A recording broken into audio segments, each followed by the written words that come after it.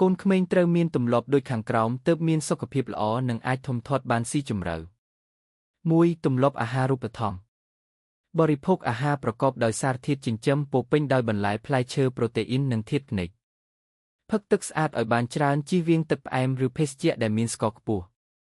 បរិភោគអាហារតាមពេលវេលាទៀងទាត់ហើយជៀសវាងការស៊ីច្រើនពេក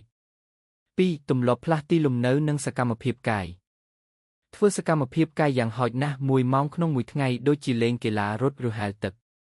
កាត់បន្ថយពេលវេលាអង្គុយមើលទូរទស្សន៍លេងទូរស័ព្ទឬអេឡិចត្រូនិកផ្សេង 3. ទម្លាប់គេងឲ្យបានគ្រប់គ្រាន់ កុមារត្រូវគេង 9-12 ម៉ោងអាស្រ័យលើអាយុដើម្បីឲ្យរាងកាយនិងខួរក្បាលអាចសម្រាកនិងអភិវឌ្ឍបានពេញលេញ គេងនិងភ្ញាក់ពីដំណេកតាមពេលវេលាទៀងទាត់ 4. ទម្លាប់អនាម័យផ្ទាល់ខ្លួន លាងដៃជាប្រចាំមុនបរិភោគអាហារនិងក្រោយពេលប្រើបង្គន់ ដុសធ្មេញយ៉ាងតិច 2 ដងក្នុងមួយថ្ងៃព្រឹកនិងមុនគេង ងូតទឹកស្អាតជាប្រចាំ 5. ទម្លាប់សុខភាពផ្លូវចិត្តនិងសង្គម ចែករំលែកអារម្មណ៍និងបញ្ហាជាមួយឪពុកម្ដាយឬមិត្តភក្តិដែលទុកចិត្ត រៀនគ្រប់គ្រងអារម្មណ៍ផ្ទាល់ខ្លួននិងដឹងពីរបៀបសុំជំនួយពេលត្រូវការ ចេះលេងនិងធ្វើសកម្មភាពជាមួយមិត្តភក្តិដើម្បីអភិវឌ្ឍទំនាក់ទំនងសង្គម 6. ទម្លាប់រក្សាសុវត្ថិភាព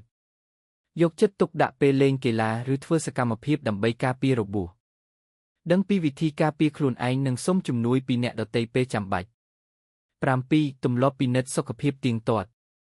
ទៅពិនិត្យសុខភាពជាមួយគ្រូពេទ្យតាមកាលកំណត់ដើម្បីតាមដានការរីកធំនិងទទួលបានការចាក់ថ្នាំបង្ការត្រឹមត្រូវ